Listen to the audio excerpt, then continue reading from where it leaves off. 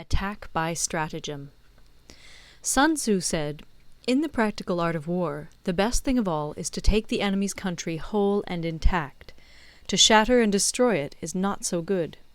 So too, it is better to recapture an army entire than to destroy it, to capture a regiment, a detachment, or a company entire than to destroy them. Hence, to fight and conquer in all your battles is not supreme excellence. Supreme excellence consists in breaking the enemy's resistance without fighting. Thus, the highest form of generalship is to balk the enemy's plans. The next best is to prevent the junction of the enemy's forces. The next in order is to attack the enemy's army in the field. And the worst policy of all is to besiege walled cities.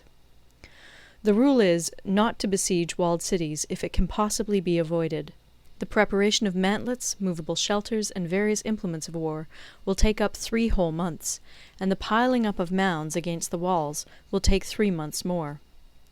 The general, unable to control his irritation, will launch his men to the assault like swarming ants, with the result that 1/3 of his men are slain, while the town still remains untaken. Such are the disastrous effects of a siege. Therefore the skilful leader subdues the enemy's troops without any fighting. He captures their cities without laying siege to them. He overthrows their kingdom without lengthy operations in the field. With his forces intact, he will dispute the mastery of the empire, and thus, without losing a man, his triumph will be complete. This is the method of attacking by stratagem. It is the rule in war, if our forces are 10 to the enemy's 1, to surround him; if 5 to 1, to attack him; if twice as numerous, to divide our army into 2.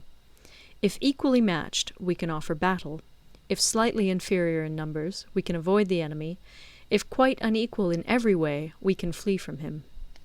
Hence, though an obstinate fight may be made by a small force, in the end it must be captured by the larger force.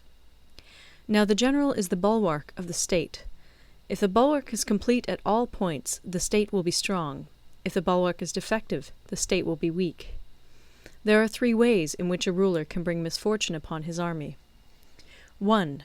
By commanding the army to advance or to retreat, being ignorant of the fact that it cannot obey. This is called hobbling the army. 2. By attempting to govern an army in the same way as he administers a kingdom, being ignorant of the conditions which obtain in an army. This causes restlessness in the soldiers' minds. 3. By employing the officers of his army without discrimination through ignorance of the military principle of adaptation to circumstances. This shakes the confidence of the soldiers. But when the army is restless and distrustful, trouble is sure to come from the other feudal princes. This is simply bringing anarchy into the army, and flinging victory away. Thus we may know that there are 5 essentials for victory. 1. He will win who knows when to fight and when not to fight. 2. He will win who knows how to handle both superior and inferior forces. 3. He will win whose army is animated by the same spirit throughout all its ranks. 4. He will win who, prepared himself, waits to take the enemy unprepared. 5. He will win who has military capacity and is not interfered with by the sovereign. Hence the saying, if you know the enemy and know yourself, you need not fear the result of 100 battles.